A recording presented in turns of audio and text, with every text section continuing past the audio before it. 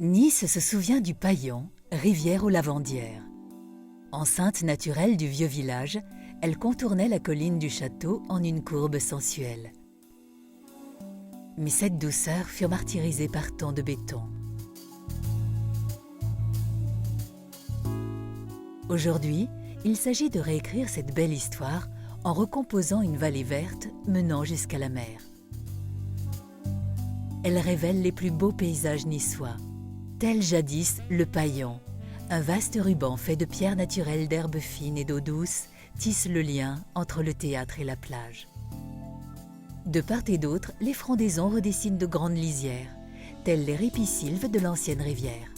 L'ancienne gare routière laisse place à une grande respiration, replaçant l'église du Vœu dans un vaste paysage urbain fait d'arbres, de fontaines et de belles pierres naturelles.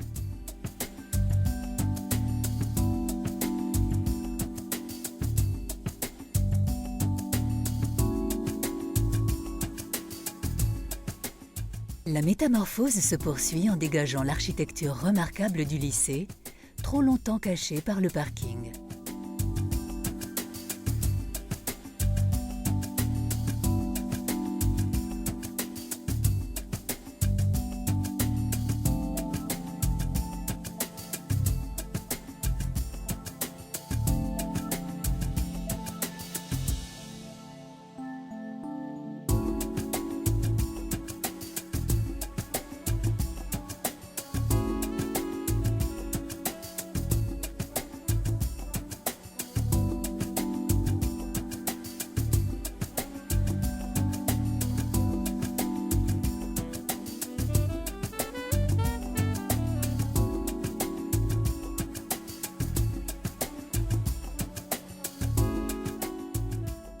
En lieu et place des anciens parkings, le projet réinvente un très vaste jardin méditerranéen.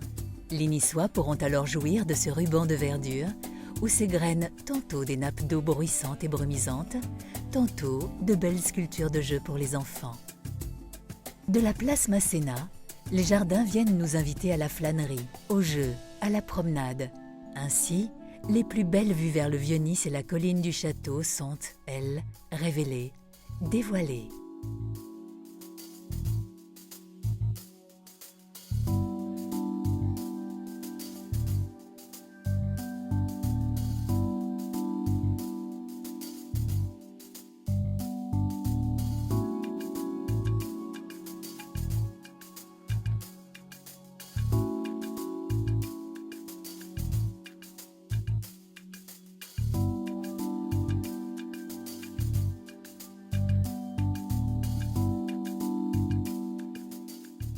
Enfin, le jardin Albert Ier conclut ce lien retrouvé entre la ville terrienne et la ville marine.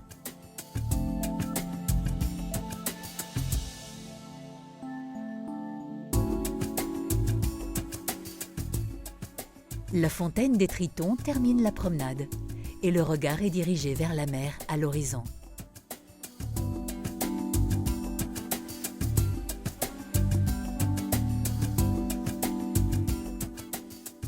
Chacun pourra contempler un paysage marin des plus extraordinaires.